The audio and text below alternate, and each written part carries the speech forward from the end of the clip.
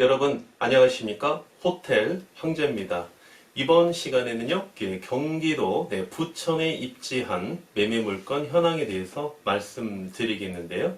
본 물건을 말씀드리기 전에 또 최근에 이제 주택임대차 보호법에 대해서 개정안이 발표가 됐거든요. 그 내용 잠깐 여러분에게 꿀팁 하나 드리고요. 본 물건에 대해서 브리핑 드리도록 하겠습니다. 주택임대차 보호법은요, 우리 실생활에서 아주 중요한 법률이기 때문에 이 내용 개정안에 대해서 여러분께서 이제 상식적으로 알고 계시면 많은 도움이 되실 겁니다. 이 개정안 내용 잠깐 브리핑 드리도록 하겠습니다. 주택 임대차 보호법이죠. 주택 임대차 보호법.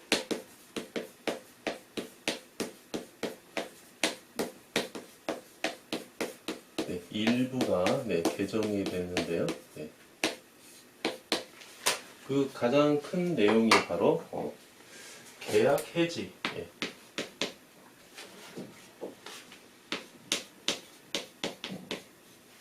계약 해지 통보 기간 연장입니다. 이 말이 무슨 말이냐 이렇게 한번 보시면요. 우리가 이제 주택에 대해서 이제 임대차 계약을 우리가 체결하시죠.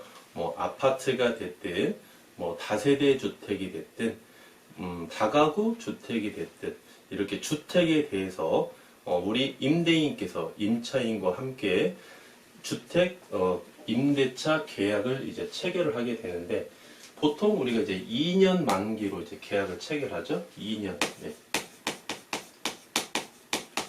여기가 이제 2년 만기 시점입니다. 시점이면 만기 시점 1개월 전부터요.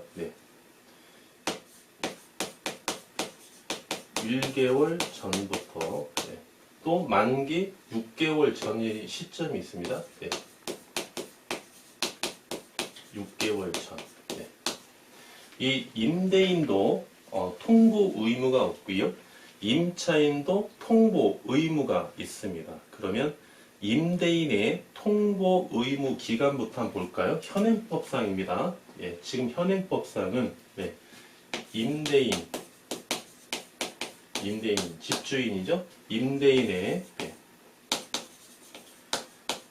해지 통보죠. 계약 해지를 하기 위해서 해지 통보 의무 기간은 만기 1개월 전부터 6개월 전 사이, 이때 해지 통보를 해야 됩니다. 만기 1개월 전부터 만기 6개월 전에 해지 통보에 대한 의무죠. 의무입니다. 의무 기간이 이렇게 있었어요. 현행법상입니다. 그리고 이제 임차인도 역시 임차인도 해지 통보 의무 기간이 있습니다. 임차인의 계약 해지 통보 의무 기간. 의무 기간은 만기 1개월 전입니다. 만기 1개월 전에 해지 통보를 해야 됩니다. 임대인과 임차인이 원룸에 대해서 임대차 계약을 체결을 했습니다. 예를 한번 들어볼까요? 예를 들면 2017년 6월 10일 날 계약을 체결해서 계약 기간은 2년이니까 2018년이라고 해볼게요. 2020년 6월 9일 날, 이 기간 동안 2년 동안 임대차 계약을 체결을 했어요. 이때가 2020년 6월 9일이죠. 네, 6월 9일입니다. 그러면 임대인은 2020년 5월 9일부터 그 전에 6개월이니까는요. 2019년 12월 9일인가요? 12월 9일부터 2020년 5월 9일 이때 해지 통보를 해야 된다는 거죠. 해지 통보를. 임차인은 어떻습니까? 2020년 5월 9일 1개월 전에 해지 통보를 임대인에게 해야 돼요. 네. 이렇게 현행법상 되어 있었는데 이제 개정안을 보시면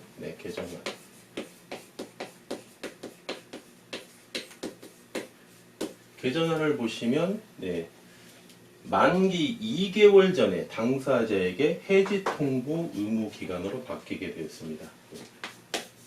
만기 예전에는 1개월 전이었죠. 만기 2개월 전. 2개월 전에 당사자에게 해지 통보를 해야 된다는 거죠. 그래서 이제 1개월이 이제 2개월로 이때로 이제 바뀌는 겁니다. 이때 2개월 전으로 이렇게 이제 개정이 되는 거예요. 이 취지가 말이죠. 이 개정안 취지가 뭐냐면 임대인이 현행법상으로는 1개월 전에 통보를 하게 되면 이 한 달 동안 임차인이 이제 다른 이제 이사 갈 곳을 찾아야 되거든요. 그 기간이 한 달밖에 없었어요. 그래서 임차인을 보호하기 위해서 2년으로 개정을 하게 되면 이 2개월에 대한 2개월로 개정이 되면 이 계약 만기 시점부터 2개월 동안 좀 시간적으로 좀 여유가 있겠죠. 이렇게 해서 임차인을 보호하기 위해서 이러한 개정안이 발표가 됐습니다. 그래서 이제 시행을 하는 거는요. 2020년 올해 11월이나 12월부터 이제 시행이 이제 본격적으로 될 예정이고요. 대상은 갱신되는 계약이 갱신되는 임대차 계약이 갱신되는 계약과 2020년 11월이나 12월에 효력이 발생이 되죠. 효력이 발생되는 시점 이후부터 체결되는 주택 임대차 계약에 대해서는 본 효력이 발생이 된다, 적용이 된다. 이렇게 보시면 되겠습니다. 가장 중요한 거는 주택 임대차 보호법은요. 주택 임대차 보호법은 이게 이제 임차인 세입자죠. 임차인을 보호하기 위한 법입니다. 그래서 편면적 강행 규정이라고 그러죠. 편면 한쪽만 보호하기 위한 법이다. 편면적 일반 규정이 아니고 강행 규정이에요. 강행 규정. 이 규정에 어긋나는 사항은 무효다. 그런 내용이죠. 편면적 강행 규정. 강행 규정은 법률 규정에 의해서 당사자 간의 계약이 이 강행 규정이 위반이 되면 그 당사자 간의 특약사항, 임의 계약은 무효다. 어떤 그런 내용이기 때문에 좀 강력한 법이죠. 그래서 이제 임차인을 보호하기 위해서 이러한 법률이 이제 개정이 됐기 때문에 현재 주택에 대해서 상가 아닙니다. 주택입니다, 여러분. 토지, 건물, 상가는 해당이 안 되고요. 오로지 주택입니다. 주택을 보유하고 계시는 우리 그 애독자 여러분께서 임대를 주셨다. 주택에 대해서 임대를 주셨으면은 이러한 개정 내용을 알고 계셔야 된다는 거예요. 만약에 이제 이 개정 내용을 몰랐습니다. 예전에 1개월 이 사항만 알고 있었어요. 개정된 이후에 효력이 발생되는 시점 이후에 1개월 전에 통보하게 되면 어떻게 됩니까? 묵시적 갱신으로 넘어가게 되는 거죠, 이제. 그렇죠? 이 2개월 전인데. 그래서 이제 이때 통보를 안 하게 되면 개정이 된 상태에서 효력이 발생이 되면요. 이때 통보를 안 하게 되면 이때에는 어떻게 됩니까? 예, 이 기간 동안에는 이제 양 당사자 간에 통보를 안 하게 되면 묵시적 갱신으로 넘어가게 되는 거예요. 묵시적 갱신. 이때는 네, 묵시적 갱신. 말씀드린 김에 조금 더 한번 설명드려볼까요? 네. 이때 이제 양 당사자 간에 말씀을 안 하게 되면 묵시적으로 말을 안 한 상태에서 동의를 했다 이런 말입니다. 그러면 동일한 조건으로 개정이 됐다, 연장이 됐다 이렇게 보는 거죠. 갱신이 됐다. 그래서 이제 이 기간 동안 2년을 존속 기간은 2년을 계약을 하시고 보증금이 만약에 3천만 원에 월 100만 원 이렇게 해서 이제 임대차 계약을 체결했는데 통보를 안 했어요. 임대인이 통보도 안 했어. 임차인도 해지 통보를 안 했어요. 그래서 이 2개월 동안 묵시적으로 갱신이 됐습니다. 그러면 만기가 됐죠. 네, 만기 다음 날부터는 이거를 우리가 법정갱신 그럽니다. 법정갱신. 법률에 의해서 갱신이 됐다. 네. 갱신이 됐다. 이렇게 우리가 보는 거거든요. 법정갱신. 네. 법정갱신이 됐으면 어떻게 보느냐?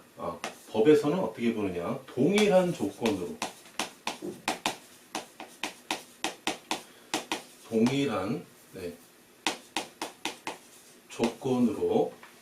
조건으로 임대차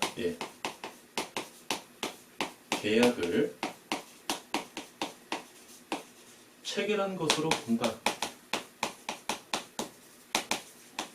체결한 것으로 본다.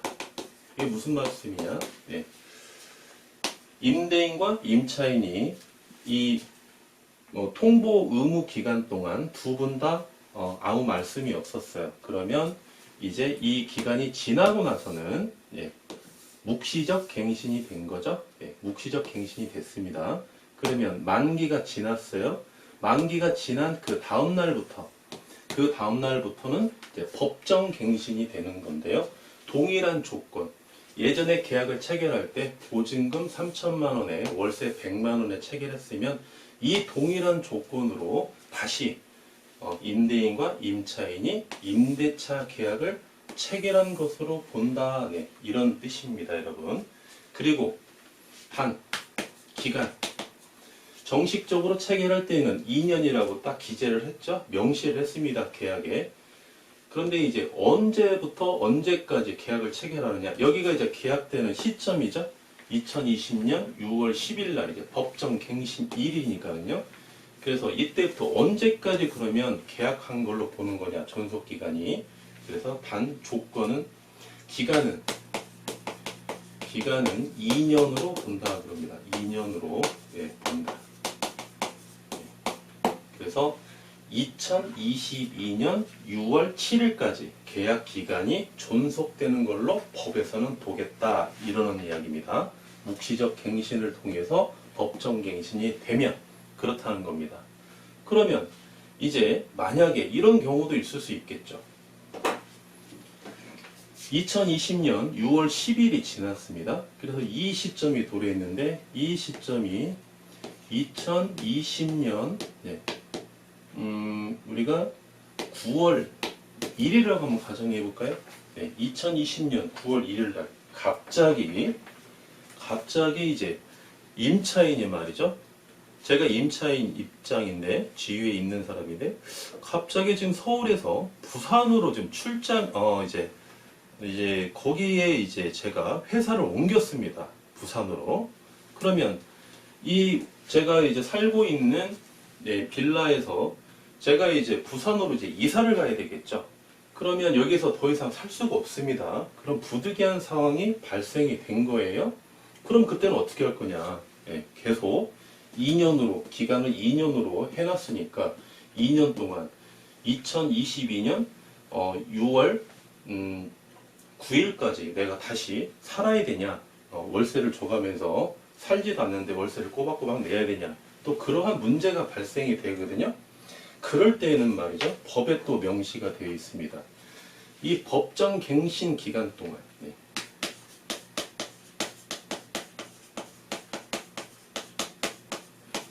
법정 갱신 기간 동안 2년 동안이죠. 2년으로 본다고 했으니까 법정 갱신 기간 동안 임차인은 언제든지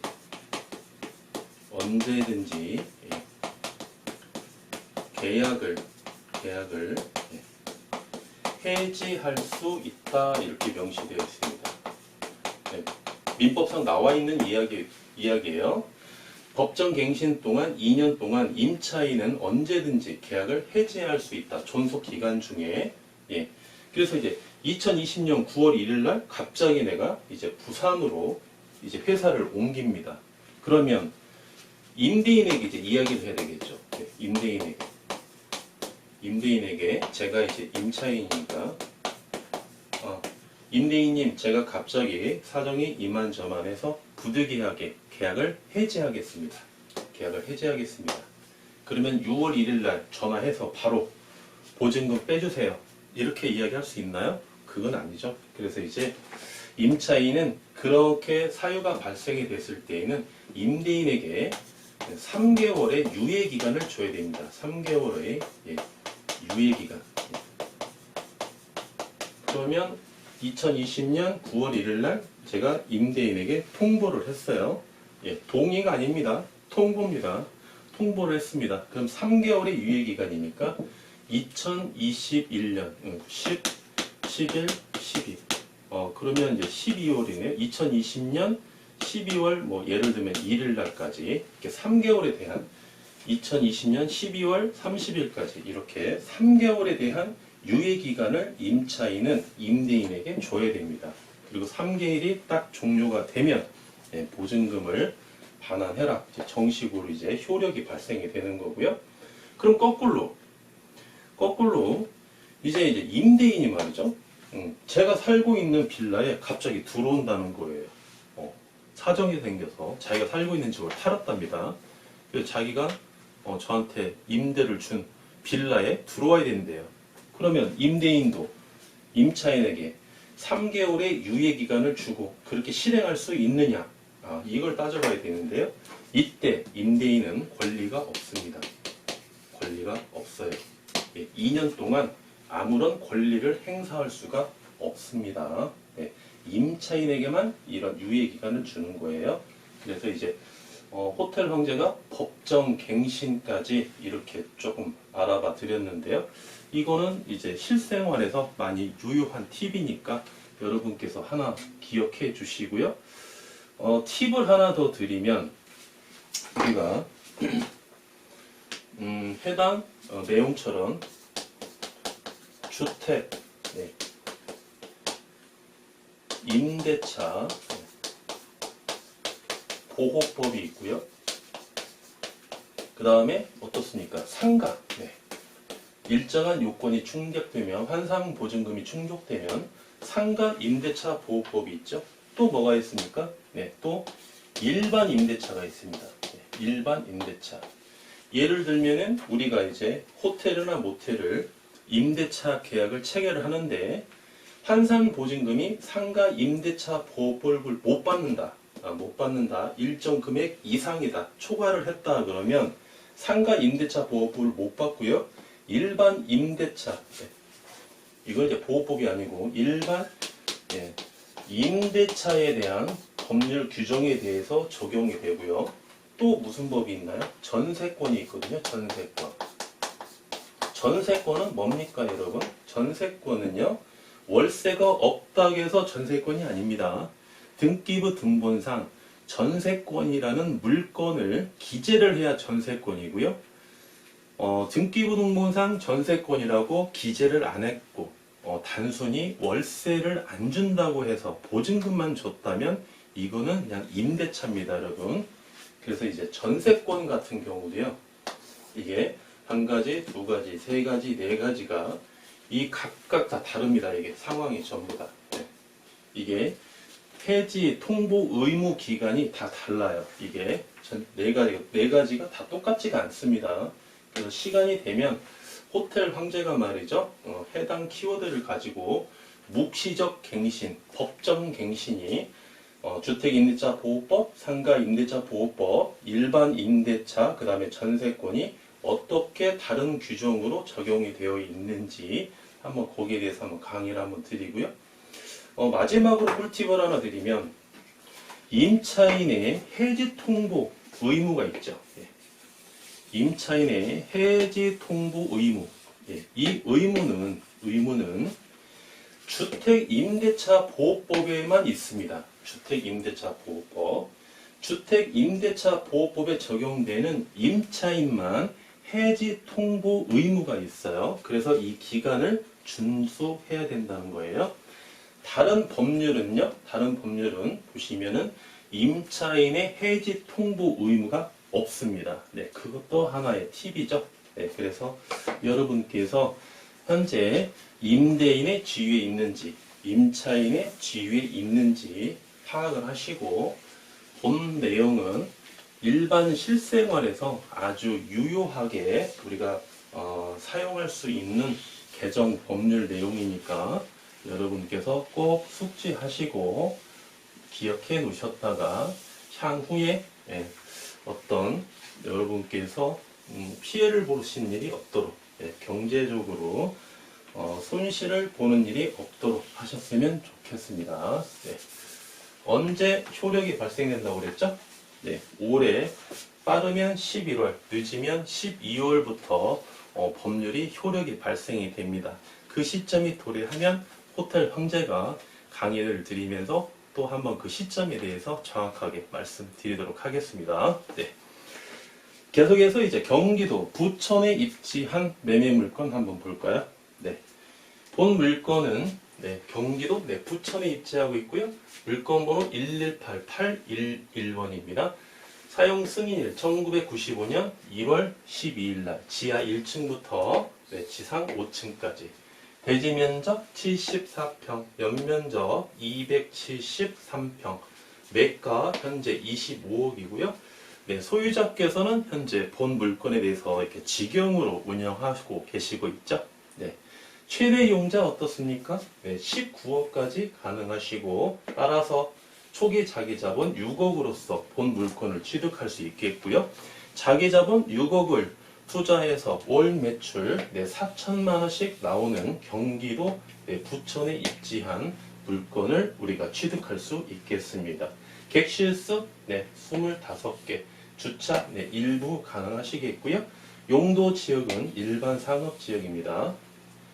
공시지가 한 평당 741만 1,570원에 해당되는 경기도 부천에 입지한 매매 물건 현황이고요. 해당 물건은 역세권에 입지하고 있습니다. 역세권에 입지하고 있기 때문에 어떻습니까? 교통망이 우수하기 때문에 우리가 유동 수요를 많이 확보하고 있는 그런 상권이다 보시면 되겠죠? 네. 그리고 이제 해당 물건 같은 경우는요, 소유자께서 경험이 굉장히 좀 많으신 분이라서 이 월 매출의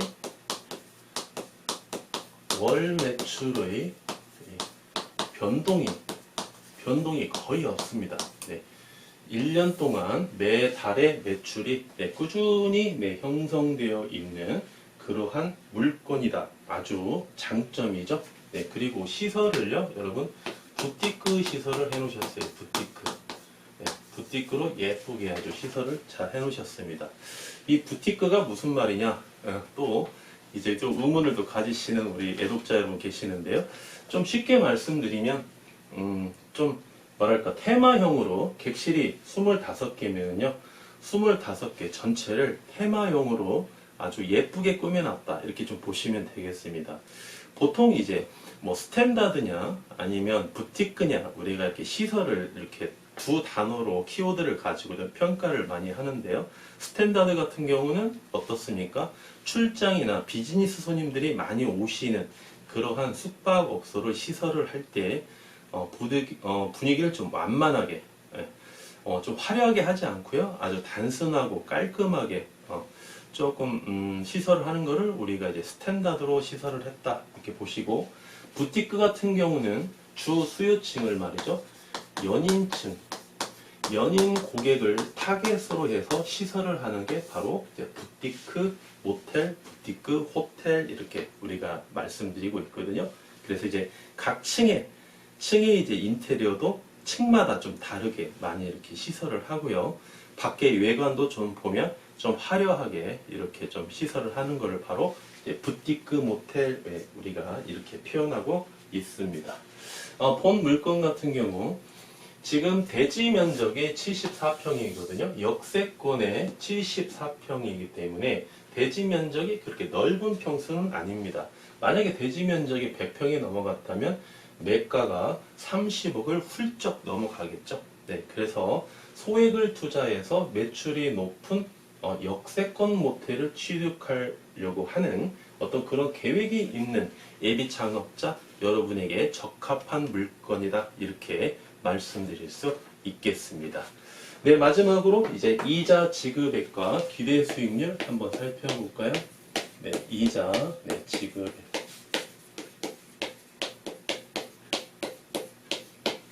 최대 용자 19억 우리가 누린다, 레버리지 효과를 누린다 이렇게 보시면 4.5% 이자를 적용을 받으시겠고요. 1년에 8,550만 원의 이자가 발생이 되고 한 달에 이자가 713만 원 이렇게 보시면 되겠습니다. 마지막으로 이제 기대 수익률 또 우리가 살펴봐야 되겠죠? 기대 수익률. 자기 자본 6억을 투자해서 과연 얼마의 수익을 누릴 수 있느냐 한번 보겠습니다. 6억을 투자해서 월 매출 4천만 원 중에서 월 순수익은 1,300만 원 이렇게 보시면 되겠고요. 12개월로 곱해 주시고 비율로 환산해 주시면 기대할 수 있는 수익률은 26% 이렇게 보시면 되겠습니다. 이번 시간에 말씀드린 내용은요. 주택 임대차 보호법 개정에 대해서 일부 개정에 대해서 호텔 황제가 말씀을 드렸고요. 거기에 따른 묵시적 갱신, 또 법정 갱신, 좀 말이 좀 어렵죠, 여러분.